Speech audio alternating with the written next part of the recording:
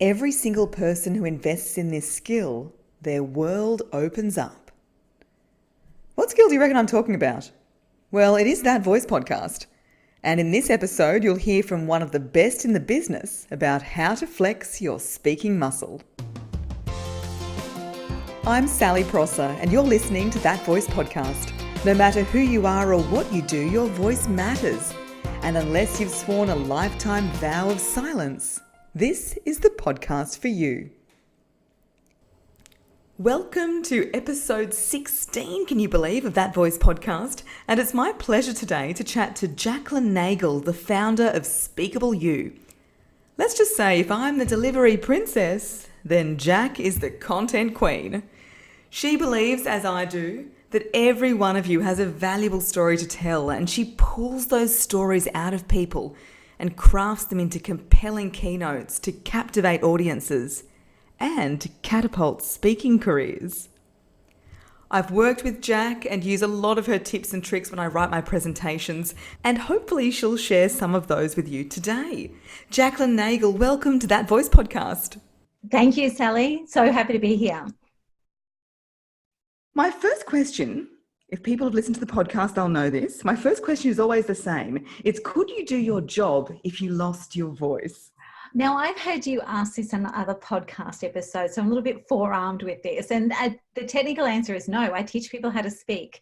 And strangely enough, they think that they should be able to hear me speak to be able to train them how to speak. So the technical answer is no. The one thing I would say, though, is since you first asked that question in your very first podcast episode, I've actually become much more conscious of making sure that I record things that I'm doing as I go, so that if that ever does happen, even temporarily, I've got a resource.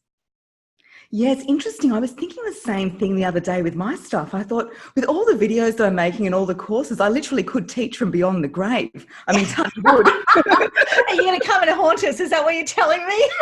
Yeah, it's interesting to think about. So tell us a bit more about what you do and what's the main reason people seek you out and come to you?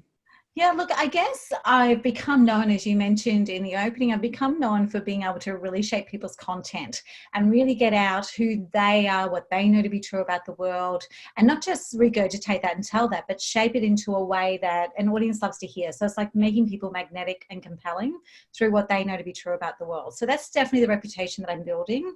But why people actually come to work with me, there's about 5 different reasons that are starting to pop up. And one is they've actually discover that there's a thing called professional speaking, and they can make a career out of it, and they can be paid to speak. And for people like yourself, they go, oh my God, I can be paid to speak. This is fabulous. That's all I want to do. But it's a real muscle craft. To get to the best and be paid well and consistently, you have to build a muscle. The second reason is they're professional. They want to start to be paid for their expertise. And so they're getting to that point in their career where they realize that they can actually be paid for their expertise. Then there's also people who just they know that they need to learn to speak and communicate better to punch through to the next part of their career for their business or their career.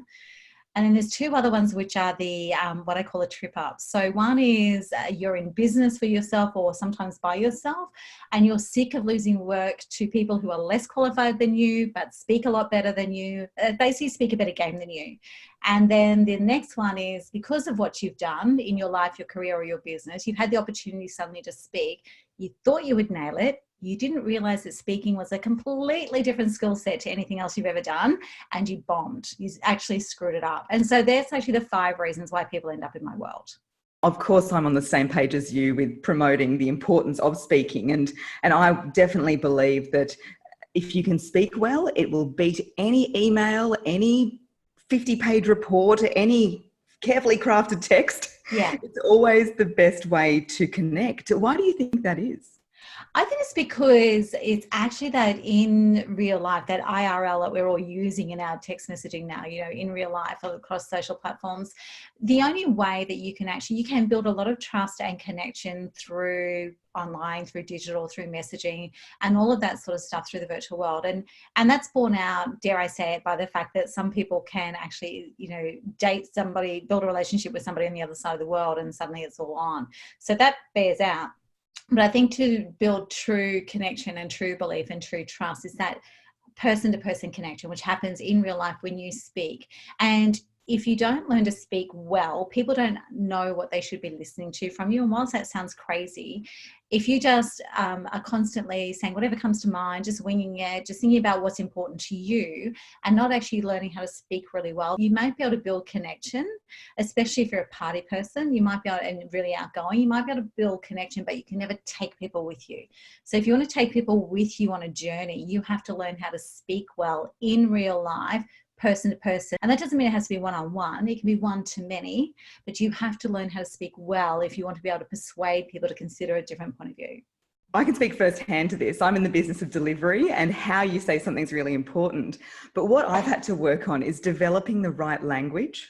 Yes. Because it's one thing to be able to deliver well and have passion and all of those things.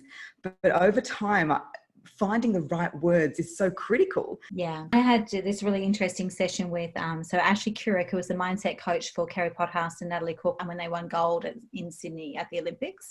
And he said something that was really interesting when I spent some time with him a few years ago. And he said, if you want to be successful in something, you must learn the language of it. Everything you want to be successful in has its own language and has its own rhythm. And we forget about that when we're speaking. And, you know, we're working together on a project at the moment, and I'm actually critiquing and reviewing scripts. And there was one paragraph for one of our speakers that it hasn't sat right with me right from the start. And the paragraph is probably about 150, 180 words. So not a small paragraph. And finally this afternoon I got it, and we changed one word and it completely shifted the entire paragraph. And, you know, it's that simple and yet that complex. And so, you know, if you want to be a great speaker, it's not just about storytelling. It's not just about structure. It's not just about having the right stages and having the right people and finding the right audience. It's about actually building the craft of language, because without that, you are dead in the water and you'll never be able to wrap up an entire room with you.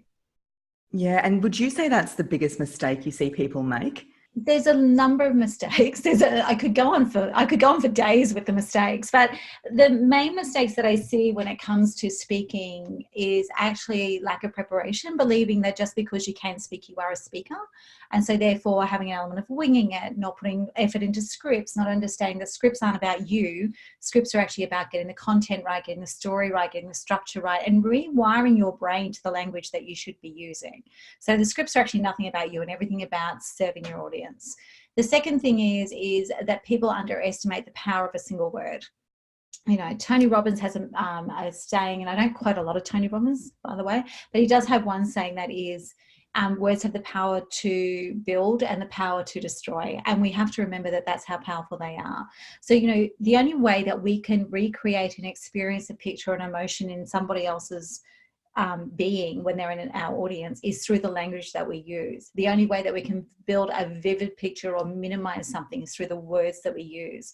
So I see people all the time not investing in language, speaking how they would speak to a particular audience, or, you know, bringing in jargon. And I think the other day we were in a conversation, you talked about Australianisms when we were working with some of our clients. You know, those isms and those jargon and that acronyms and things like that. So that's one of the mistakes I also see with that all the time. And I guess the other mistake that I see is people think because they've suddenly got an opportunity to speak, that they should polish up their speaking and their language. And what happens is you end up with these generalizations that actually ends up being an narrated piece of speaking. And so you don't end up with connection. So quite often the most common question I'm going back to my clients with is, how would you say this if we were having a conversation over a glass of wine? Use those words, be that specific. Don't say he, she, name them, you know, name them, say who, what, when, where were you, what did it look like, what could you hear, what could you feel, like use the language you would use over a glass of wine. And so that's those three things together, as much as they sound really, oh yeah, they are so critical to building the skill.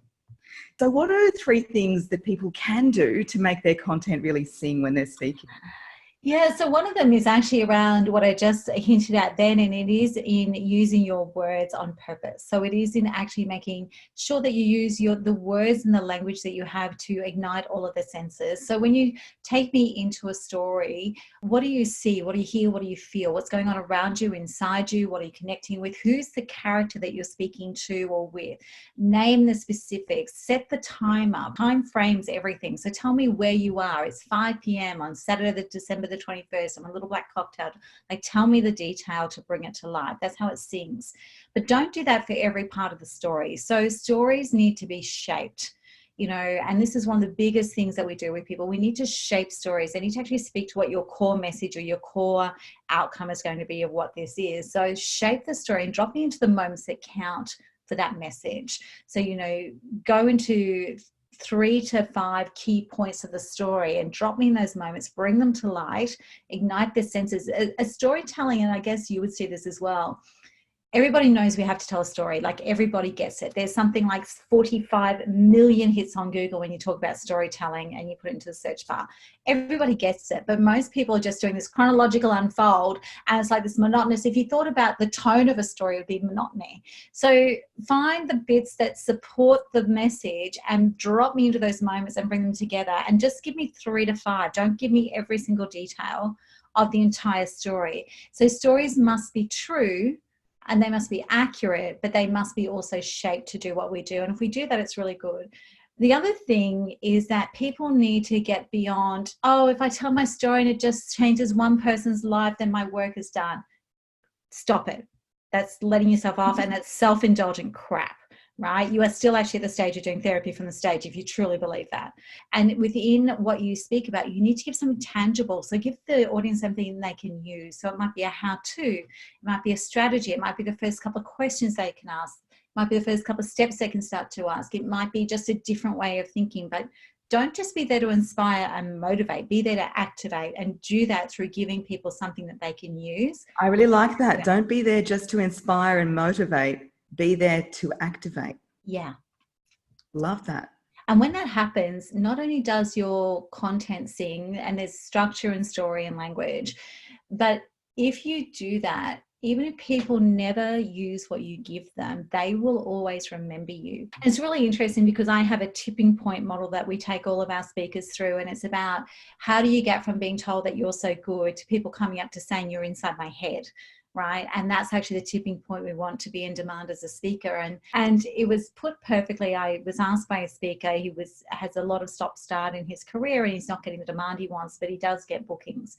And he gets pretty good bookings. So I went and saw him do a closing keynote at a conference, and I stood with him afterwards, and I realized what it was everybody was coming up and saying, you're so good, your story is amazing, you're so courageous, and it was all about the speaker. Instead of coming up to you and saying, you know what, when you said that, it reminded me of this. When you said that, I felt hope. I suddenly realized that I have that in me. When they started telling you what it evoked in them, then you know that you've hit the mark. When they come up, and I say this to people all the time, hearing you're so good as a speaker is the fastest way to kill your speaking career. Because if they're coming up and saying, you're so good, your story's amazing, I don't have the courage like you, I couldn't do what you did, blah, blah, blah, it hasn't landed for them. But they came up and said, because you said this, I now think I just might be able to do that. When you said that, it reminded me of this. Like, when they can give you that response, then you know that you've landed.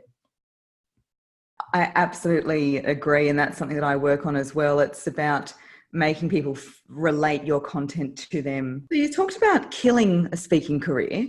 Yeah. How do you even start a speaking career?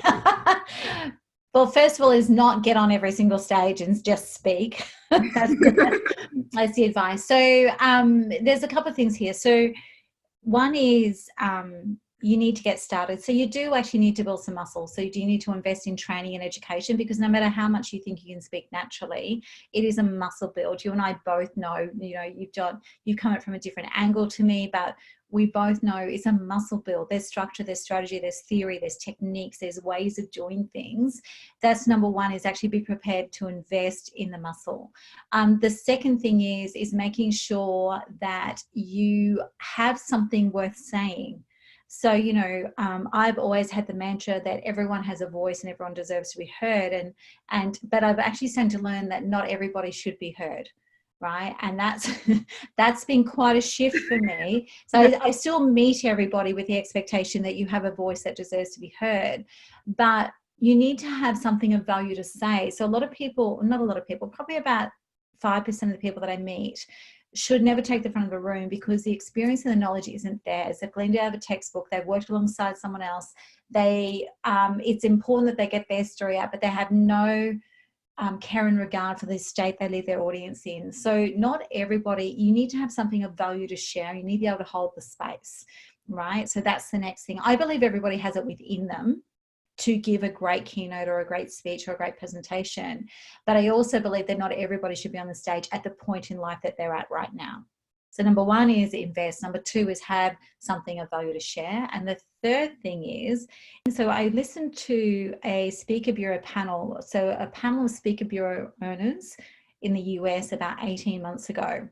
And the question was asked, when should we pitch you? As in, if you want to be represented by a bureau. And the response floored me at the time, and I've become a passionate believer about it. And I'll tell you why in a moment. But the response was, don't pitch us. Don't ever pitch us. Be so good that we come to find you. Be so good that you suddenly end up on a program that we expected our speakers to get. Be so good that one of our speakers hears you and comes back and says, have you heard Sally Pross? Oh my God, she's amazing. She was on this, she spoke at NAB, but just ahead of me, and she was incredible. You really should. So be so good that we come and find you. The second part of that answer is there's also irrefutable truths about not approaching a bureau too early if you're going to just ignore my advice and go anyway. And that is that you have to have your collective collateral together, right? You must have a signature keynote, at least one. You must have a speaker reel done to the standard that bureaus want. And that is not what most video producers in Australia are doing, which is a sizzle reel. They don't want a sizzle reel, they want a speaker reel, and there's a distinct difference. You must have your one sheet done. You must have testimonials. You must have social proof. You must have a following or a following growing. And you must be able to give them a clear and concise insight to your specific message within 30 to 60 seconds of meeting you. You have to have a lot.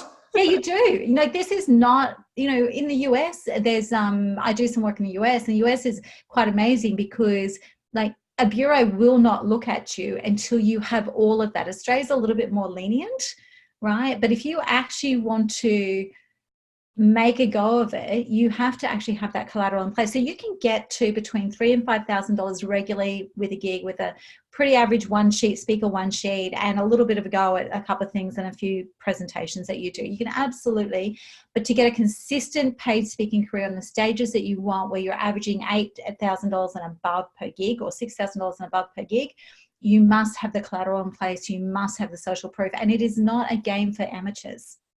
Right? It is a muscle build. It is, you can have an incredible paid speaking career, but you have to there are some irrefutable truths. And trust me, I've tried to work my way around them, not just for my sake, but for the sake of the people that I meet who are so clever and have got so much to say and so much to offer the world. I just want to accelerate it, but you actually can't. You actually have to get these things in place.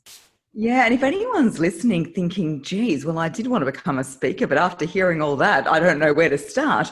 Well, this is exactly what Jacqueline Nagle does. I'm sure lots of people are now inspired to start on this journey of speaking better. And keeping in mind, you don't have to want to take on stages around the world to work with you. So I'm really passionate that speaking is the one thing that unlocks possibility. Speaking is when I watch my clients, and some people are just learning to speak to improve their confidence sometimes, or to be able to get up in front of the room and do their 10-minute pitch at a networking room, or do their, there's all different reasons. It's not just the very big reasons. But what I notice is every single person who invests in this skill, their world opens up. I'm just reading a book at the moment, which is phenomenal. And they talk about how in the recruitment of astronauts for NASA, they make sure they can speak, because as astronauts, they have to speak with media, government. They have to not only know how to communicate what it is we're actually doing in a way that gets connection, but they have to inspire the next generation coming through so we can continue the journey. So one of the top criteria for astronauts at NASA in recruitment is they have to be able to speak well. It should be criteria for more jobs, I say. Absolutely. Can you imagine how much better our life would be if people had to learn how to speak properly before they stepped into I'd say that is the only requirement I would meet to become an astronaut. Yeah, me too. Nothing else whatsoever. science or maths or physics, but hey, I can speak. So finally, how can people work with you? How can they find you? Look, the easiest way is to find me via Facebook or LinkedIn. I'm very accessible in both those forums. We have a free Facebook group, which is a lot of, you've seen the content we put through that. We have 12-month skills development program for people who are not quite sure just how much they can invest. We have 3-day workshops and 12-month mentoring programs for people who need speaking-driven strategies for their business to rise. So there's a number of ways. The website's speakableyou.com, but find me on LinkedIn or find me via Facebook. I'm happy to have a chat. Jacqueline Nagle, thank you so much for coming on That Voice podcast. Thank you so much for having me. It's always fun chatting with you, Sal. Thanks for listening to That Voice podcast. To get in touch, head to sallyprosser.com.au.